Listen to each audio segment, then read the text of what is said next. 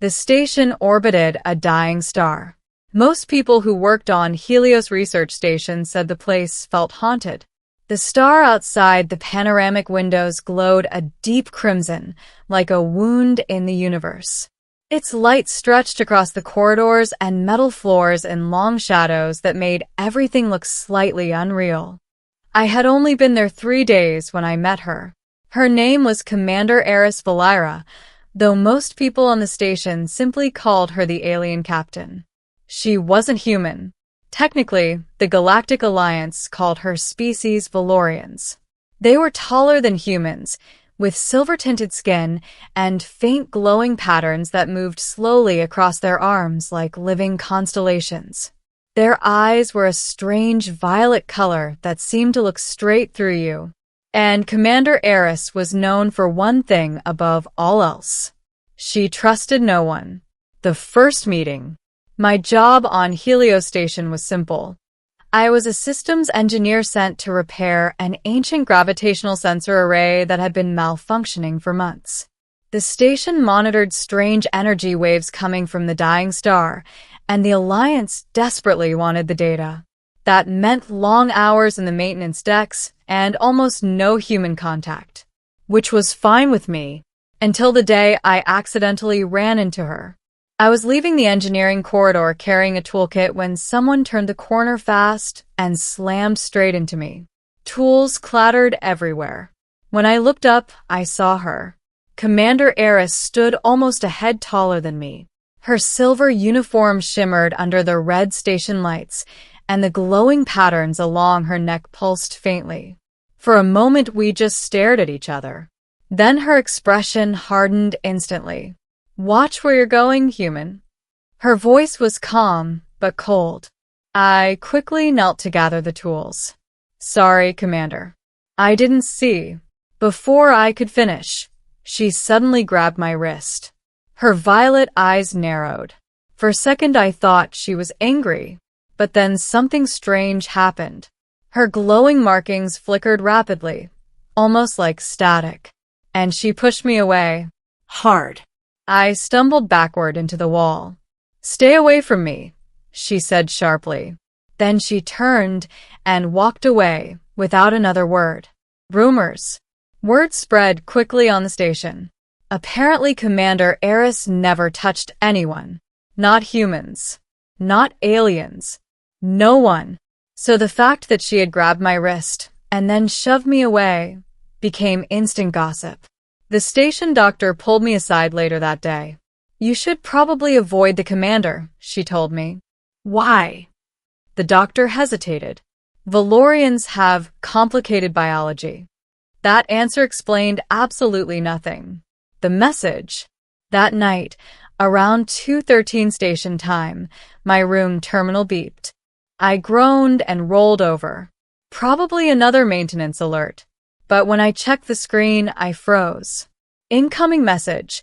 Commander Eris Valira. My heart started pounding. The message was short.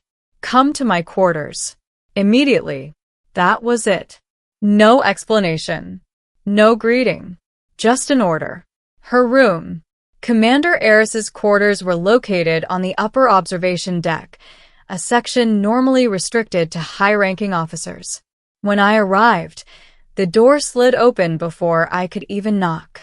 She was standing in the center of the room.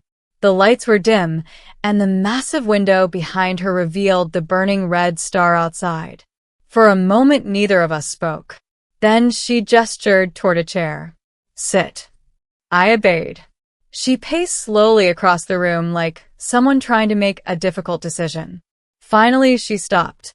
"I owe you an explanation for earlier." I raised an eyebrow.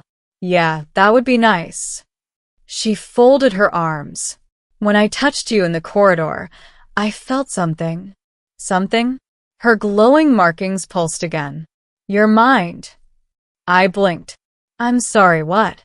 "Valorians possess limited telepathic abilities," she said calmly. "Usually only with members of our own species." The room suddenly felt very quiet. "But when I touched you," she continued, "I heard your thoughts." My stomach dropped. You read my mind? Only for a moment. I rubbed my temples. That explained the sudden push. She hadn't been angry. She had been shocked. The real problem. Commander Eris walked to the window and stared out at the dying star. There is something happening on the station, she said. What do you mean? She turned toward me again. The star outside is not dying naturally. That definitely got my attention. Then what's causing it? She hesitated. Then she said a single word. A signal. The signal. According to Eris, Helios Station had been detecting strange gravitational waves for months. At first, scientists assumed it was normal stellar activity, but the patterns were too precise, too deliberate. Something, she said quietly, is communicating through the star. I stared at her. You mean aliens? She gave me a look. We are both aliens, technically. Fair point. But something about her tone made my skin crawl. This signal is different, she said. Different how? It isn't speaking to the station. Her glowing markings flickered again. It's speaking to me. Why she needed me. I leaned forward in my chair. So, what does that have to do with me? Commander Eris studied me carefully. When I touched your mind earlier, she said, I felt something unusual. I frowned. What? Silence. That made even less sense. My thoughts are quiet around you, she explained. The signal can't reach me when you're nearby. It took a moment for the implication to sink in. You want me to block it? Yes. I laughed nervously. Commander, I'm an engineer, not a psychic shield. Nevertheless, she said calmly, you are the only one who has ever disrupted the signal. That was not reassuring. The truth about the star. Over the next hour, she explained everything. The star outside Helios Station wasn't just dying. It was being drained. Something was feeding on its energy. And the signal Eris kept hearing was part of the process. A beacon. A guide. For something traveling across the galaxy. Something very, very old. The fear. Why haven't you told the Alliance? I asked. She hesitated. Then she said quietly, because the signal is inside my mind. If the Alliance learned that an alien commander was hearing voices from a dying star, they might assume she had been compromised. Or worse, they might try to extract the signal from her. The plan. So what do we do? I asked. Eris looked toward the window again. We stopped the signal. How? By shutting down the gravitational sensor array. I blinked. That's the system I'm repairing. Exactly. The array wasn't just listening to the signal. It was amplifying it, which meant the station itself was helping guide whatever was coming. The sabotage. Breaking into the sensor control room wasn't easy.